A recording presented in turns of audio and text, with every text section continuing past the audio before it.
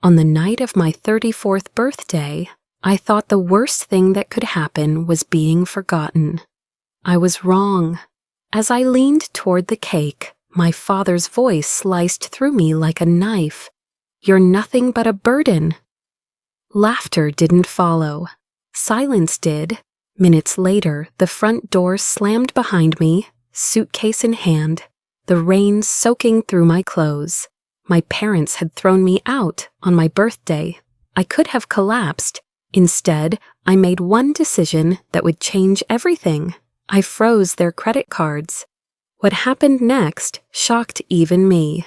When I was a child, the words "family first" were etched into me as though they were commandments carved in stone.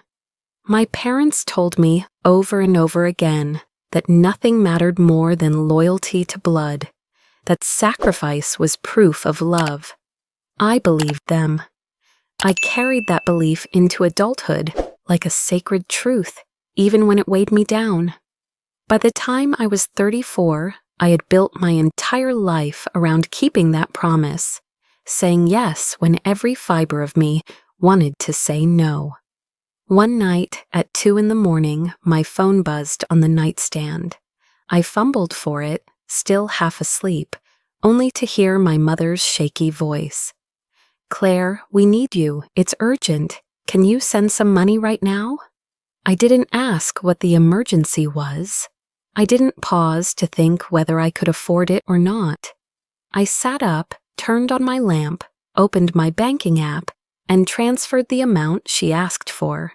Then I sat in silence, staring at the glowing screen as my account balance dipped lower. Have you ever felt guilty saying no to family? That was me, drowning in guilt before the word no even reached my lips. I sat back against the headboard, the glow of the phone screen fading into the darkness of my room. The quiet pressed down on me, heavy and suffocating. I whispered to myself, "Is love supposed to hurt this much?" The only answer was the hum of the refrigerator in the kitchen. My heart ached, but I silenced it with the same phrase I always used. "They're family. They wouldn't take advantage of me. This is what good daughters do." I wanted to believe that. I needed to. Looking back now, I see the pattern for what it was. My family had mastered the art of gaslighting me. Whenever I questioned them, asked why they needed money again, or why I always had to fix their problems, my mother would sigh and shake her head. "You're too sensitive, Claire. You overthink everything."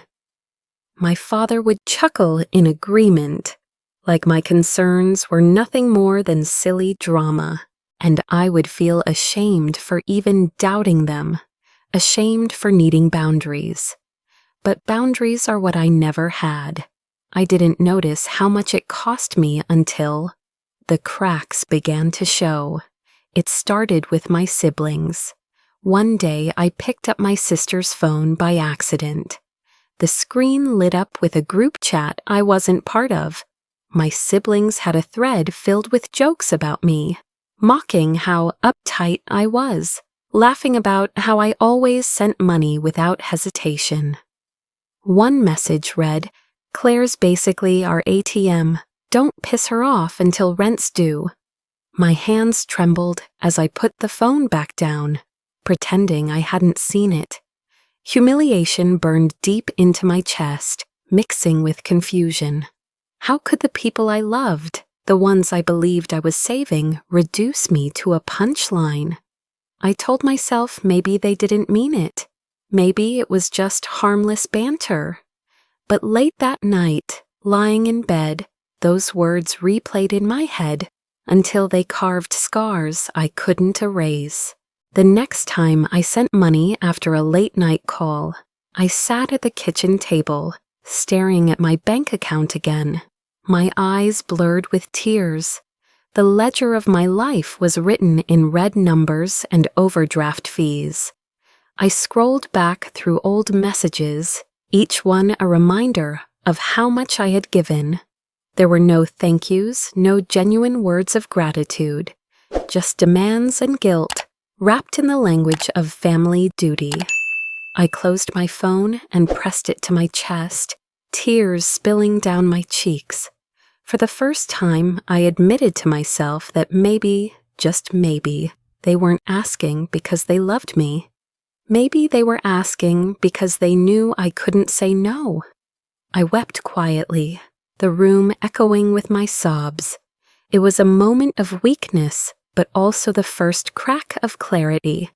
And yet, even then, I still clung to hope. I told myself I must be mistaken, that my siblings didn't really mean it, that my parents weren't exploiting me. I wanted to believe I was wrong. I wanted to believe I was paranoid, ungrateful, too sensitive, just like they said. But betrayal on my birthday would make this look like nothing. I carried on, blind and loyal, not realizing that the storm was already building. And when it hit, it would tear through every illusion I had left.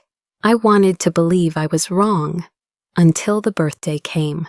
I woke up on the morning of my birthday with a fragile hope. It wasn't the childish expectation of balloons or gifts. It was the quiet wish that my family might finally see me. After years of being the reliable daughter, the provider, the fixer, maybe this day could be different. I baked a small cake for myself and set it on the dining table, lighting a single candle. I waited for someone, anyone, to acknowledge me. Instead, my father walked into the room, glanced at the cake, and smirked. His words landed like a blade through my chest. "You're nothing but a burden." No hesitation, no softening, just the truth he'd carried for years and chose to spit out on the day I turned 34. My throat tightened, my hands shaking as I reached for my suitcase in the corner, already packed with things I'd considered taking just in case. My mother didn't stop him. My siblings looked away. Minutes later, I was on the porch, the door slamming behind me. I could hear my father's low voice, muffled through the wood, whispering to my mother, "Finally, she's gone." Rain began to fall, thin at first, then heavy. I stood there, my suitcase handle slick in my hand, my hair plastered to my face. For a moment, I wanted to scream, to pound on the door, to beg them to let me back in. But the weight of years pressed against my chest. The truth was undeniable. They had never loved me for who I was, only for what I gave. I dragged my suitcase down the street, soaked and trembling. Each step felt heavier than the last, but strangely, there was also a sliver of lightness. I thought I had lost everything. In truth, I had just been set free. The days that followed were dark. I rented a cramped room above a noisy bar, the smell of beer seeping through the floorboards. I cried myself to sleep, hollow and numb. Depression wrapped around me like a wet blanket. I replayed every word, every moment, searching for reasons. Was I really the burden they said I was? Did I deserve this exile? But then something shifted. One evening, staring at the cracked ceiling of that room, I whispered to myself, "If family can betray me, I can stop playing their game." It wasn't anger that fueled me, it was clarity. If loyalty had destroyed me, then strategy would save me. I began collecting evidence, late-night calls that demanded money. I recorded them. Bank statements that showed my transfers, I printed them. Old text messages where my siblings mocked me, I saved them. At first, it felt pointless, like gathering scraps, but the more I uncovered, the more patterns appeared. Then came the twist I never expected. While combing through my credit reports, I noticed accounts I had never opened. Confused, I dug deeper. My parents had used my name to open credit cards, stacking debt under my identity. The balance was staggering, tens of thousands of dollars. My stomach twisted, bile rising in my throat. The betrayal was deeper than words. It was theft disguised as family duty. I sat on the edge of the bed in my rented room, clutching the papers in my hands. The walls seemed to close in, the hum of the bar below rattling through my bones. Tears streamed down my face as I realized how trapped I was. Not only had they thrown me away, but they had shackled me with debts I didn't even know existed. For a moment, I considered giving up. What was the point of fighting? My life felt ruined, my future stolen, before I even had a chance to claim it. I curled into myself, sobbing, whispering, maybe they were right, maybe I am a burden. The hopelessness was thick, suffocating, but then one detail changed everything. As I read through the records again, I noticed a single payment marked under my father's name. He had slipped, leaving a trace. For the first time, I had proof, not just suspicion, not just whispers in my head, but solid, undeniable evidence of what they had done. I wiped my tears, staring at that line on the page. My hands still shook, but this time with something sharper than grief. It was resolve. The slip on my father's account was like a spark in a pitch-black tunnel. For the first time, I wasn't stumbling blind. I had proof, and proof could be weaponized. I started to live like a detective. Every morning, I logged into my bank accounts, scanning for transfers, withdrawals, anything that looked suspicious. I printed statements highlighting patterns that had once slipped past me. I began recording calls too. When my mother rang, her voice dripping with urgency, I let her speak while a small red dot blinked silently on my phone. "Claire, sweetheart, we're desperate. Just one more time," she would plead. I said little, just enough to keep her talking. At night, in my tiny rented room, I organized folders of digital files, screenshots of messages, PDF statements, recordings labeled with dates. It was exhausting, but strangely empowering. Each file was a stone in the wall I was building, one that could shield me or crush them. Then came the twist that nearly broke me. While reviewing a batch of credit card statements, I noticed a charge from a luxury restaurant, thousands of dollars for a private event. The date stamped at the top stopped me cold. It was my birthday. The very night I had stood in the rain, suitcase in hand, they had hosted a party. Champagne, caviar, laughter, funded by accounts tied to my name. The image seared into me like fire. While I was alone on the street, they were celebrating without me. I pulled out my phone and scrolled back to my father's words, "You're nothing but a burden." I stared at the text until my vision blurred. Tears slid down my cheeks, but this time they weren't warm. They were cold, sharp, like ice. I didn't cry for their cruelty anymore. I cried because I understood. And understanding meant power. Now I knew I held the real power. Still, I couldn't fight this war alone. Would you dare to fight back if you knew the law was on your side?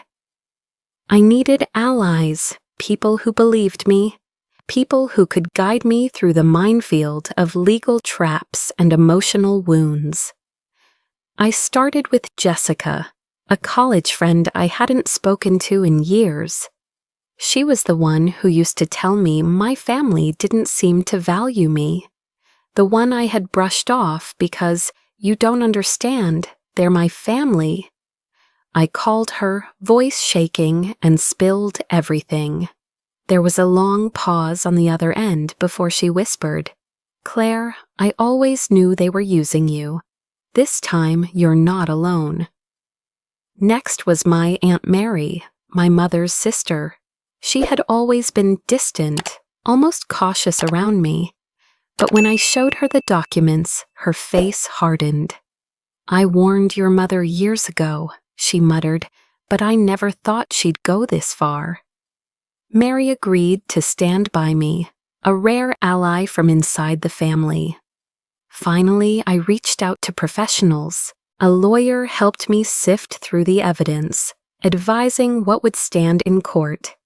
A financial advisor taught me how to protect what little I had left.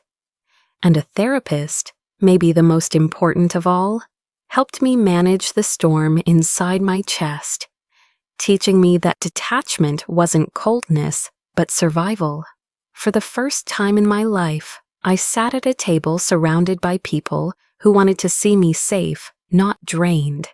Jessica stirred her coffee, Mary squeezed my hand, the lawyer took notes, the therapist nodded encouragingly.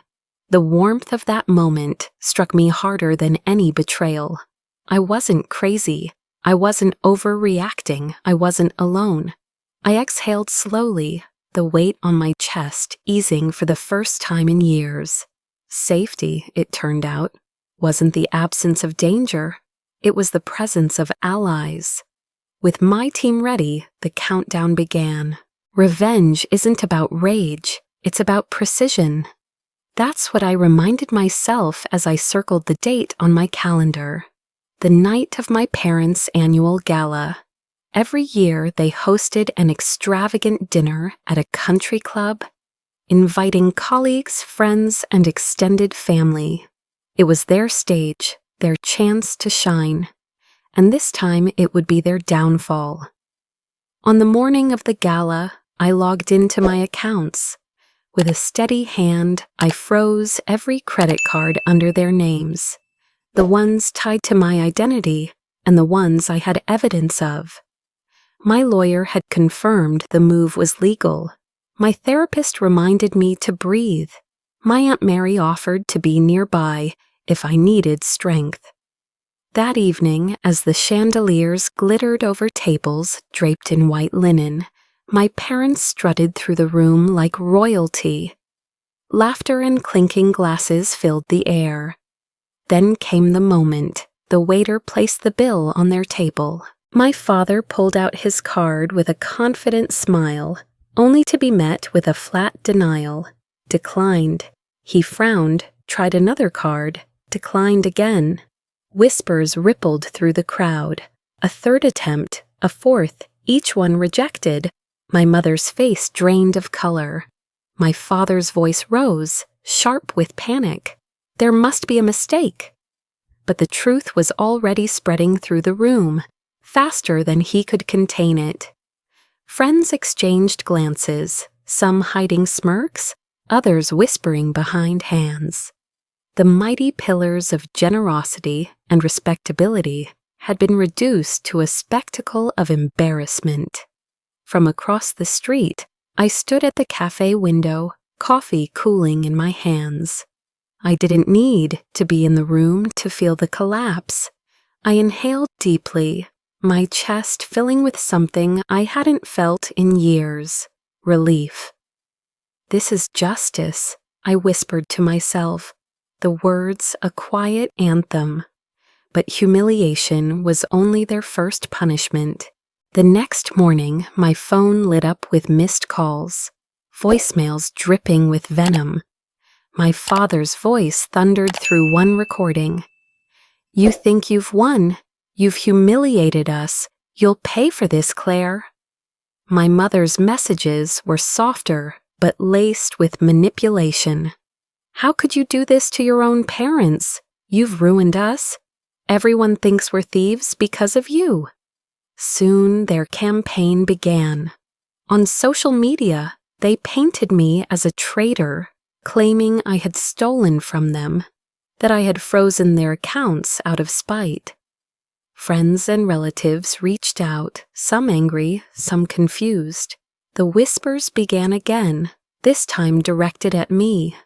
For a moment, I felt the weight pressing down, the fear that their lies might become the truth. Then Aunt Mary stepped forward. At a family gathering, she stood tall, her voice steady, and produced the documents I had shared with her. She revealed everything. How my father had stolen money from our grandmother's life insurance, how debts were hidden under my name, how they had exploited me for years. Gasps filled the room. Eyes turned, not toward me, but toward them. The silence that followed was louder than any accusation. My father tried to deny it, shouting over Mary's words, but the evidence was undeniable. My mother wept, insisting it wasn't what it looked like, but no one believed her anymore. I watched from the edge of the room, my heart pounding. For the first time I cried, not from pain, not from betrayal, but from vindication. The truth had finally been spoken aloud. The chains I had carried in silence were now visible to everyone else. The weight lifted, leaving me standing taller than I ever had before. And yet, the real collapse hadn't started. The fallout came swiftly, as if the universe had simply been waiting for someone to light the fuse. After Aunt Mary's revelations, the whispers about my parents no longer centered on me. They circled them. Friends who once toasted at their table stopped calling. Invitations dried up. The admiration they had basked in for years curdled into suspicion. At family gatherings, chairs once pulled up close were now left empty around them. My father's work began to unravel next. His employer couldn't ignore the storm of rumors and the documents circulating online. Someone leaked the evidence of fraudulent accounts, and questions about mismanagement followed. The company launched an investigation, and within weeks he was quietly pushed out. The man who had built his identity on respectability found his career crumbling beneath him. My mother tried to hold on to the remnants of their social circle, calling friends to explain. But the tone of those calls shifted. People listened politely, then distanced themselves. They didn't want the stain of scandal seeping into their own lives. The real twist came when the financial crimes finally caught up to them. Investigators uncovered that my parents had used my identity to open multiple accounts, racking up debts in my name while funneling benefits toward themselves. Fraud, identity theft, and misuse of insurance payouts, charges stacked higher than even I had imagined. Watching it unfold was surreal. For years I had been gaslit into believing I was too sensitive, that I was imagining their cruelty. Now the law itself was saying otherwise. In the midst of all this chaos, a letter arrived at my door. The envelope was simple, the handwriting familiar. It was from a cousin I hadn't spoken to in years. I opened it with trembling hands and read, "Thank you for showing us the truth. You were braver than any of us. Because of you, others can finally breathe." I sat on my bed, clutching that letter to my chest.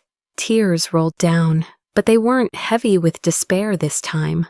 They were lighter, carrying relief and gratitude. Justice felt good, but freedom felt better. For the first time in decades, I didn't feel the invisible leash around my neck. I didn't wake at 2 a.m. expecting a call that would drain me. I didn't dread opening my banking app. I didn't feel guilty for breathing. I was free. Therapy became the sanctuary I hadn't known I needed. Each session, I peeled back layers of shame, guilt, and grief that had been built brick by brick over years of manipulation. My therapist asked questions I'd never dared to consider. What do you want, Claire? Who do you want to be outside of them? At first, I had no answers, but slowly, week by week, I began to find pieces of myself beneath the rubble. There was a morning when I walked into therapy, and without realizing it, I smiled. Not the polite smile I had worn like armor for years, but a real one, born from somewhere deep inside. "You look lighter," my therapist said gently. And I was. My self-respect had been buried under years of servitude, but now it stood upright, breathing, alive. The ripple effect spread further than I expected. Cousins who had once stayed silent started sharing their stories. How they too had been manipulated, how they had felt too ashamed to speak. Friends confided in me about their own toxic ties, inspired by my fight to cut mine. My story was no longer just mine. It was a mirror that reflected hidden wounds in others, and that reflection gave them courage.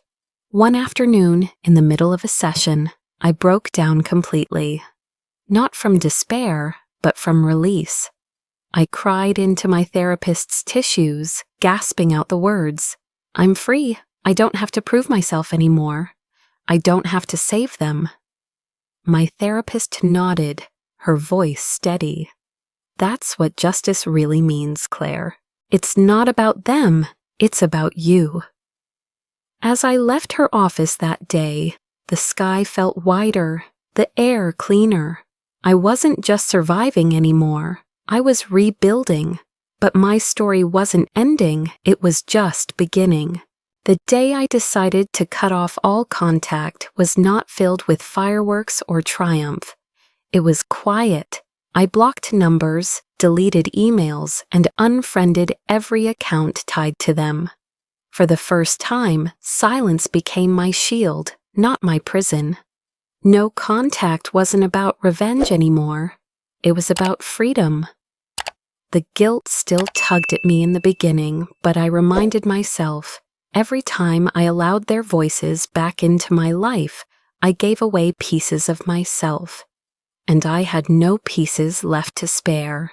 With the boundaries in place, I turned my focus to something I had neglected for years, my own future. I dusted off the degree I had once been proud of and re-entered the field I loved. The first months were hard, money was tight, my resume filled with gaps, explained only by family obligations. But persistence carried me. Little by little, my efforts bloomed. I moved from small contracts to a stable position, and for the first time, the money I earned stayed mine. Each paycheck was proof. I wasn't an ATM. I was a professional, a woman in control of her own life. The greatest milestone came on an ordinary Tuesday. Keys in hand, I stood before the door of a modest apartment I had just purchased with my own savings. The lock clicked, the door swung open, and sunlight poured into an empty space that was wholly mine. I set my bag down on the floor, the sound echoing against bare walls. I exhaled deeply, a smile tugging at my lips. "This is mine," I whispered. No debt hidden under my name, no manipulation, no strings. For the first time, my birthday didn't scare me anymore. But life had more in store than just independence. Months later, I met Daniel, a colleague from a project who treated me with a respect that felt almost foreign at first. He listened, not to extract, but to understand. He laughed with me, not at me. And slowly, I allowed myself to believe I deserved love that wasn't conditional, love that didn't come with strings attached. Our relationship grew not out of desperation, but choice, a choice I made freely. Career success followed too. With my focus unbroken by midnight emergencies and financial sabotage, I flourished. I was promoted, given leadership over projects, trusted with responsibilities no one could undermine. My confidence grew, not as a facade, but as a steady flame. And then came the twist I never would have predicted. One evening, staring at my old folders of evidence, I realized my story had already begun to help others. Friends confided that my courage inspired them to set boundaries of their own. Messages arrived from acquaintances saying, "Because of you, I cut ties with someone toxic." That was when the idea formed. I launched a small foundation, a fund for victims of toxic families. The goal was simple: provide legal, financial, and emotional support to those trapped in cycles like mine. What began as a quiet mission grew into something larger, drawing in donors, volunteers, and professionals willing to fight for change. My pain had become a lifeline for others. The following year, on my 35th birthday, I lit a candle alone in my new apartment. There was no crowd, no champagne, no cruel whispers.